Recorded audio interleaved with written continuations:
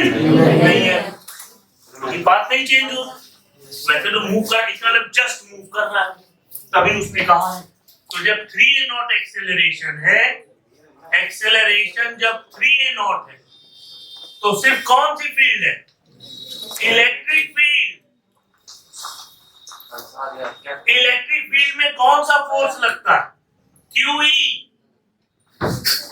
Acceleration ये है, force किसके बराबर होता है? m into a की जगह 3a0, तो इलेक्ट्रिक फील्ड क्या हो गई?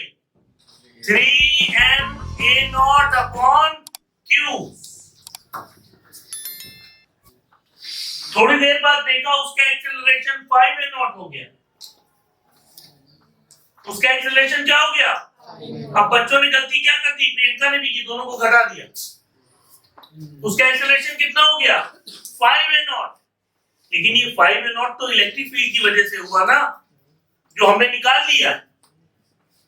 मैग्नेटिक फील्ड उसका एक्सेलरेट तो करती नहीं है ना, मैग्नेटिक फील्ड तो सिर्फ पाथ चेंज करती। तो फिर क्या होगा? अब QVB मैग्नेटिक फील्ड लगेगी। अब मैग्नेटिक फील्ड लगे, मैग्नेटिक फोर्स लगेगा QVB, और ये होगा M। फिर ध्यान से देखना, डिफरेंस नहीं लेंगे, 3a0 ही लेंगे, क्योंकि एक्सेलरेट कौन कर रही है? Electric field. Magnetic field accelerate. अब गधे बच्चे इसको नहीं समझ पाएंगे, वो कहेंगे 3a0 पहले था, बाद में बढ़ के 5a0 हो गया, इसका मतलब 2a0 मैग्नेटिक फील्ड ने दिया।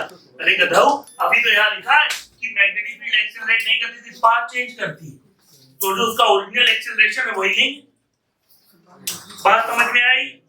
इधर का भी सवाल पूरा नहीं हुआ, प्लीज इधर देखना।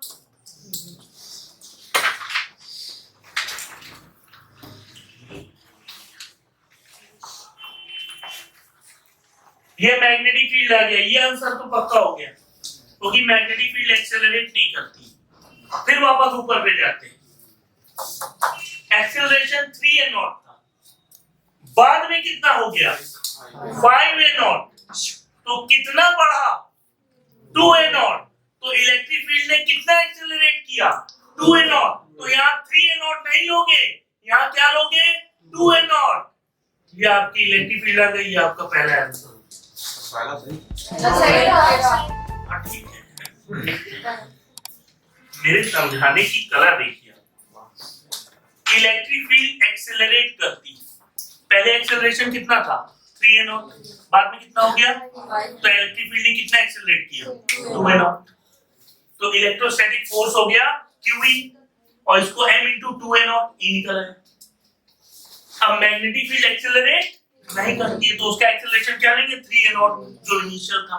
अब हमने F बराबर ma, a की जगह 3a0 रख दिया, और F की जगह QVB, क्योंकि मैग्नेटिक फील्ड यहाँ पे भी निकला है। दोनों ऑप्शन आपके पास, दोनों आंसर आ गए।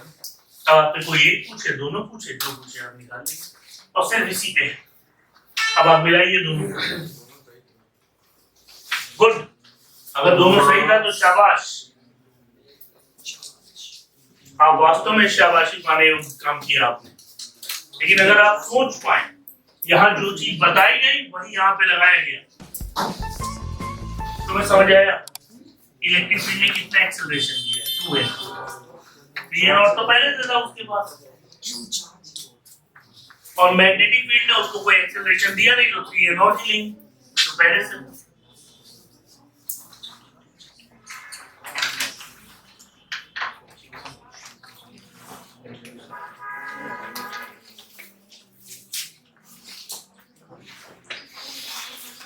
थ्री ए नॉट से 5a0 कितना एक्सेलरेशन बढ़ा?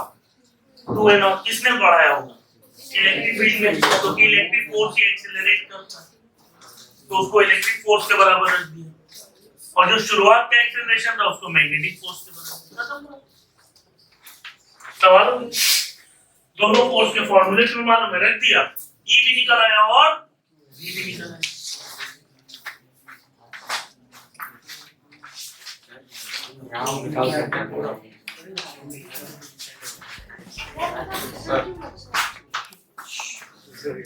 ठीक है, समझ आ गया? चलिए आगे देखिए।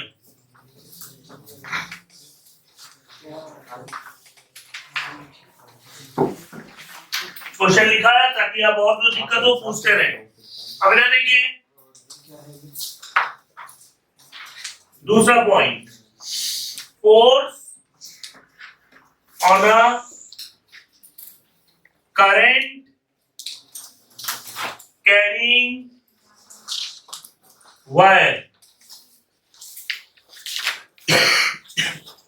ये देखिए मैग्नेटिक फील्ड है, नॉर्थ पोल और ये इनके बीच में मैग्नेटिक फील्ड, इसमें एक वायर रखा हुआ है जिसमें करंट आई फ्लो हो रही, जिसकी लेंथ L है। वही लेंथ लेनी है जितनी मैग्नेटिक फील्ड के अंदर हो। तो फोर्स का फॉर्मूला होगा BIL sin थीटा, जहां थीटा वायर और मैग्नेटिक फील्ड के बीच का एंगल। यहां पे ध्यान किस चीज पे देना आजम भाई? ध्यान इस पे देना कि L डिस्प्लेसमेंट है। तो अगर कोई सर्कुलर लूप दे दिया जाए, कोई भी, नॉर्थ पोल साउथ पोल, बीच में एक ट्रायंगल, करंट ऐसे फ्लो हो रहा है, ये सर लूप है बंद, क्लोज्ड। तो अब इसमें नेट डिस्प्लेसमेंट 0 हो गया। नेट डिस्प्लेसमेंट 0 तो फोर्स भी 0। कोई भी बंद फिगर दे दिया जाएगा तो फोर्स 0 हो जाएगा, क्योंकि L डिस्टेंस नहीं है, डिस्प्लेसमेंट है बाबूजी। और डिस्प्लेसमेंट होती है shortage distance between two points.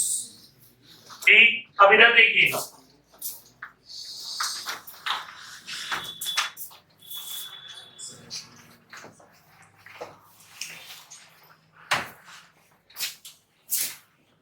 Please.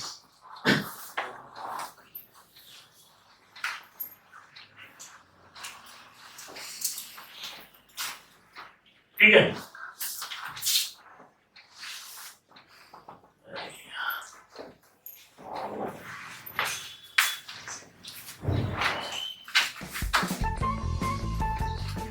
इसका शेप कुछ भी हो, टेढ़ा मेढ़ा भी हो, पर अगर लूप बंद होगा तो इसका डिस्प्लेसमेंट 0 हो जाएगा और फोर्स भी 0 हो जाएगा। और अगर इसका कोई शेप दिया है, करंट ऐसे फ्लो रही, तो इनिशियल और फाइनल पॉइंट को मिला दीजिए, आपको ये लेंथ लेनी है। आपको उसके शेप से मतलब नहीं, उसके इनिशियल और फाइनल पॉइंट के बीच की दूरी L बन जाएगी, और ये आपको रखना होगा। किसी भी सर्कुलर लूप में डिस्प्लेसमेंट 0 होता है, किसी भी बंद लूप में डिस्प्लेसमेंट 0 होगा, और जब डिस्प्लेसमेंट 0 हो जाएगा तो फोर्स भी 0 हो जाएगा। फोर्स की डायरेक्शन निकालने का यही होगा। देखिए, B इधर, I इधर, फोर्स ऊपर, आउटवर्ड, ये B, ये I, फोर्स ऊपर। कॉपी में करेंगे तो हो जाएगा, अपनी कॉपी में बनाए और फिर देखिए हो जाएगा, फोर्स ऊपर लगेगा। तो करंट कैरिंग वायर में फोर्स लगता है, लेकिन तभी तक लगता है जब वो लूप ना हो। अगर लूप बन के बंद हो जाए तो उसमें फोर्स नहीं लगेगा, 0 हो जाएगा। ठीक, ओके।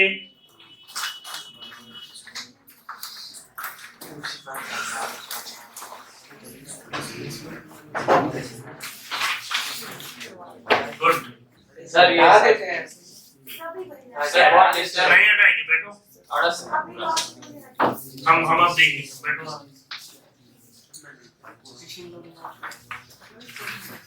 प्लीज जल्दी देखिएगा, हो गया।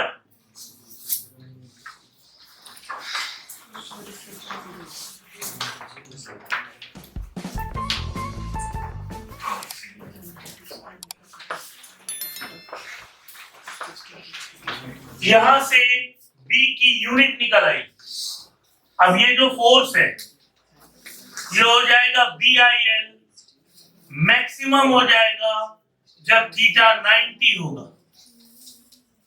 और यहां से मैग्नेटिक फील्ड का फॉर्मूला आ गया F upon I into L, Newton पर एम्पियर पर मीटर, और इसी को कहते हैं टेस्ला।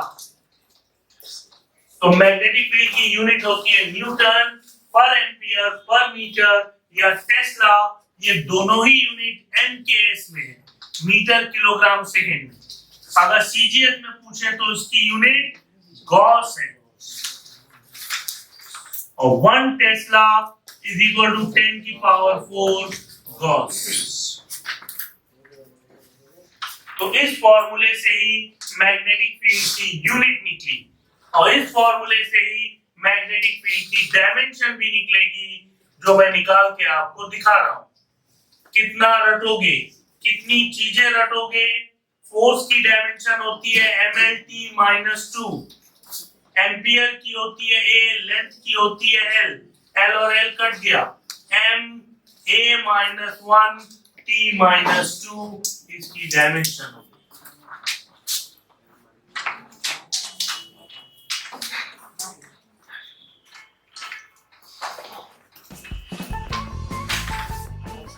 फोर्स की हो गई mlt-2, करंट की हो गई एम्पियर, लेंथ की हो गई L, L और L कट गया, ma-1t-2 इसकी डायमेंशन।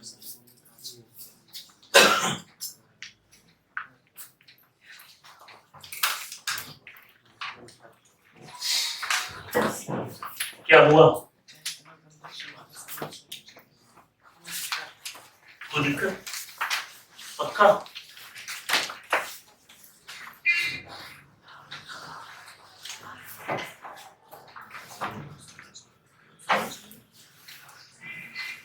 दिमाग में बैठाओ सारी चीजें। पहला फॉर्मूला QVB sin थीटा, दूसरा BIL sin थीटा, इससे B की यूनिट निकल आई न्यूटन पर एम्पियर पर मीटर, इसी को टेस्ला भी कहते हैं, सीजीएस में गॉस कहते हैं। 1 टेस्ला इक्वल टू 10 की पावर 4 गॉस। यहीं पे याद करके जाओ, घर में तो सवाल लगाना है यार, कोचिंग आए किस लिए? याद करने के लिए। यहां से याद करके जाओ, घर में सवाल लगाओ।